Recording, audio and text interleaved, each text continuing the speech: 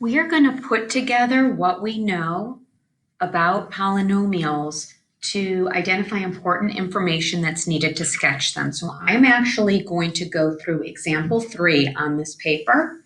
So make sure you are at example 3 and we're going to walk through. So the first thing we need to do is determine the degree. From looking at our foldable, we recall that to find the degree when we're in factored form, we're going to add up the degree for each factor. So there's no x here, so we could ignore this. This factor, 2x minus 5, I see no exponent, so that has a degree of 1. X plus 2 has an exponent of 2, so the degree of that factor is a 2. And x plus 4 has no exponent, so that means there is a degree of 1. So when I add up my degree, 1 plus 2 plus 1 is 4. 4 is an even number. The sign means I need to look at the sign of the a value or the leading coefficient. Basically, what I need to do is look after the equal sign to see if I have a sign. And what I notice is that there is a negative sign, so my sign is negative.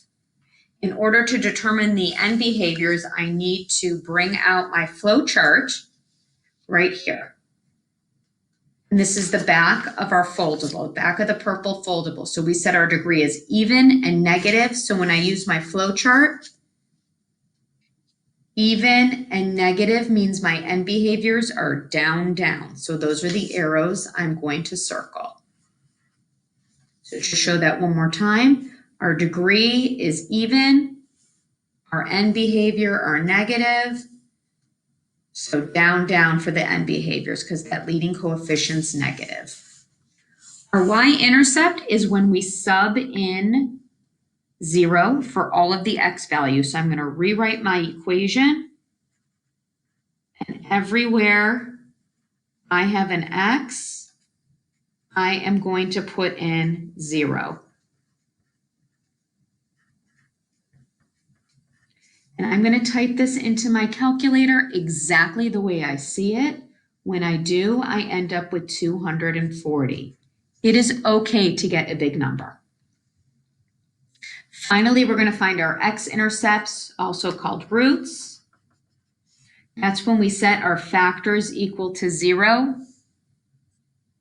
and solve for x. So I've got 2x minus 5 equals 0, x plus 2 equals 0, and x plus 4 equals 0. So these are the ones where you just flip the sign. So this becomes -4, and this becomes -2. The factor x plus 2 is squared. It's a double root, so just keep that in mind. Actually, now that I just said it's a double root, we can write that right here. This factor, we're just going to solve for x. So I'm just trying to get x by itself. And I can actually put this in my calculator and get the decimal 2.5. So my roots or x-intercepts are 2.5. This one was a double root, so I'm going to list it twice.